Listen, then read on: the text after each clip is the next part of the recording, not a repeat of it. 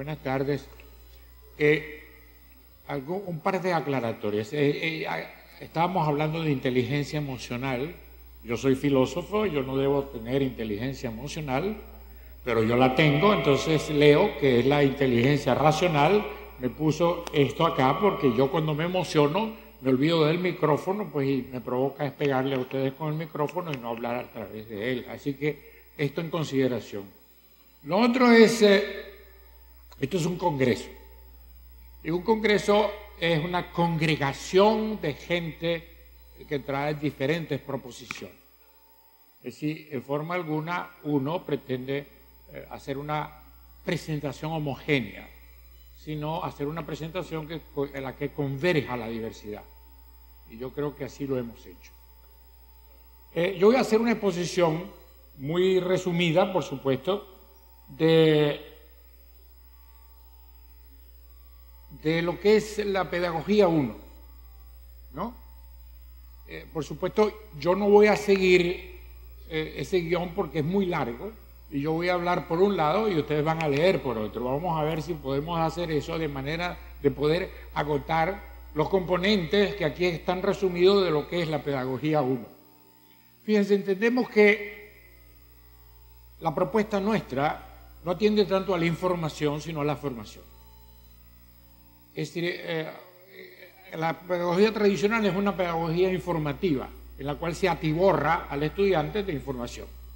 Como no es posible que digiera esa información, entonces esa información es obligada a ser memorizada y luego de vuelta, en los momentos de los exámenes, tal cual la memorizaron. ¿Ve? Yo les digo de estos aparatos. Esto es sumamente importante porque entonces decimos, bueno, ¿qué es eso?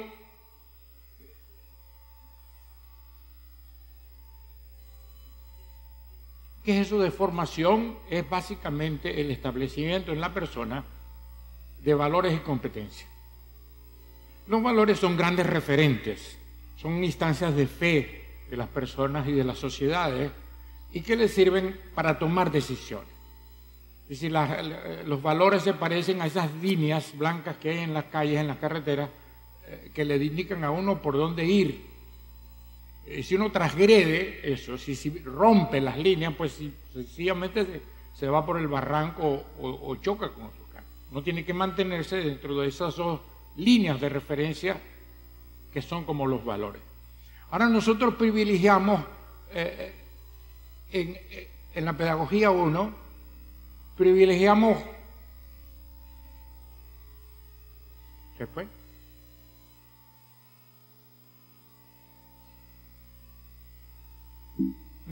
No está, no sé por qué no está. Voy a decir 5 valores. El primer valor importante es la dignidad de la persona.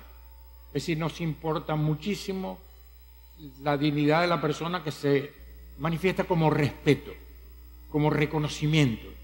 Es decir, es muy importante que la persona, que el niño, que el estudiante, que la persona adulta se sienta respetada y reconocida y que existe como sujeto pleno.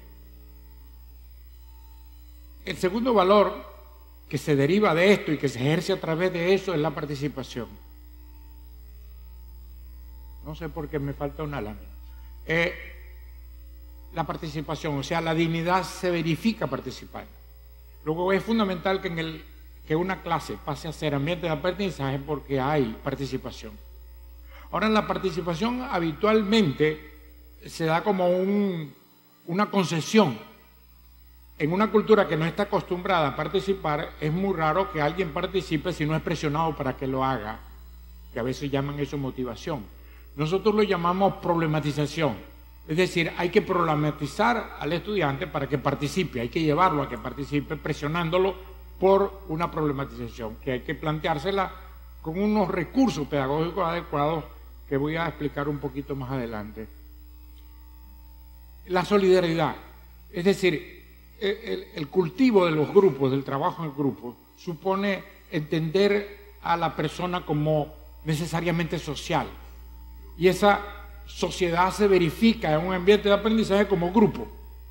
Entonces es importantísimo que se trabaje en grupo y que se cultive eso, la comunicación de uno con otro y el apoyo de uno con otro en el ejercicio, en el desarrollo de los aprendizajes. El otro, la diversidad. Es decir, en nuestros países, que son ricos en diversidad, viene gente de muchas culturas. Es decir, las culturas aborígenes, las culturas europeas, las culturas africanas vinieron a nosotros.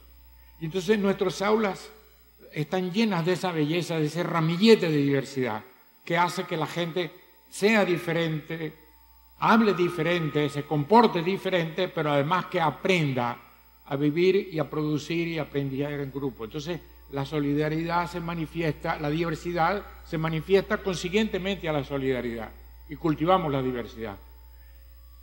Y como quinto valor que privilegiamos es la continuidad con la naturaleza. La continuidad con la naturaleza es mucho más que conservar la naturaleza y por supuesto se coloca en la acera de enfrente de la tradición iluminista de dominar la naturaleza con la cual se desarrolló todo el pensamiento científico. Ahora, ¿cómo realizamos esto? A través de competencias, es decir, los valores se realizan a través de competencias y hay que formarlas para que los valores cobren vigencia. Voy a tratar de listarlas un poco.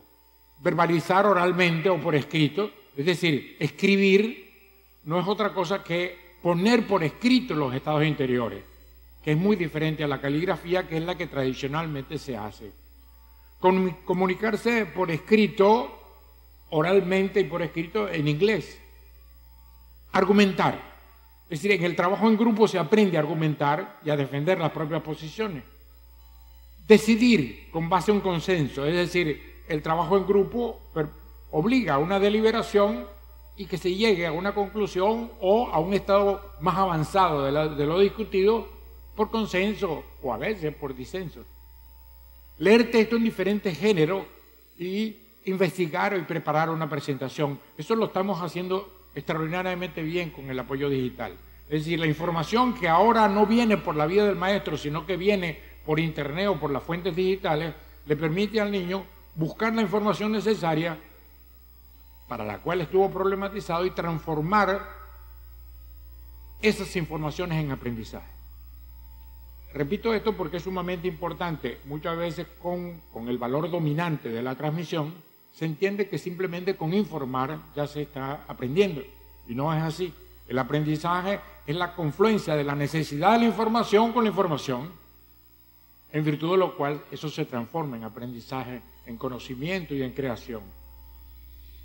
Aceptar al otro, decía, en la diversidad, pero ahora con lo digital viene un otro virtual, no solamente un otro físico que está delante de nosotros, sino hay un otro virtual del cual a veces no tenemos conocimiento previo, o diría que raramente tenemos conocimiento previo, pero se va insertando en nuestra vida cotidiana, es decir, lo virtual traspasa nuestra cotidianidad y nos crea nuevas realidades. Acostumbrarse y cultivar nuestros niños acostumbrarse al otro virtual, a la comunidad virtual, es sumamente importante. Claro, esto está avanzando sin que entre en la escuela, pero lo natural y necesario ahora es que eso entre en la escuela y se legitime en la escuela. Es decir, que existen comunidades virtuales no presenciales que son sumamente valiosas. Apropiarse del texto hipertextual. Las maneras de leer ahora son diferentes.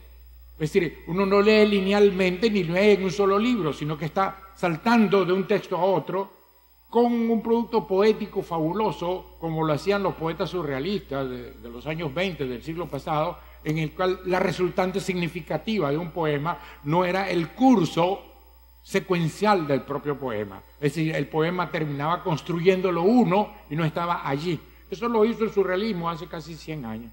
Ahora con la lectura hipertextual lo estamos haciendo y terminamos construyendo nuestro conocimiento, nuestra poética y nuestra novelística a partir de sumar a nuestro propio arbitrio hipertextualmente lo que vamos leyendo.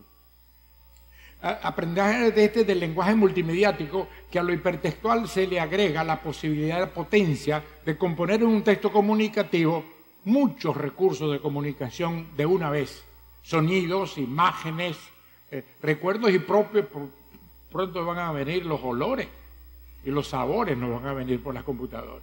Entonces vamos a componer otros mundos que se asemejan mucho a esos mundos que los surrealistas trataban de armar con recursos puramente lingüísticos y a veces pues pictóricos, como Dalí, como esos grandes surrealistas, el mismo Picasso, que nos propone mundos que no podía componer descomponiendo los mundos perceptuales directamente.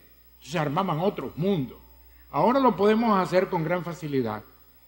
Decía eso, ya esto lo había explicado, aceptar al otro virtual, que tenemos que aprenderlo realmente ahora. Es una competencia que hay que desarrollar. Resolver problemas y procurar soluciones individualmente y en equipo. Ya trabajé de la necesidad del trabajo grupal.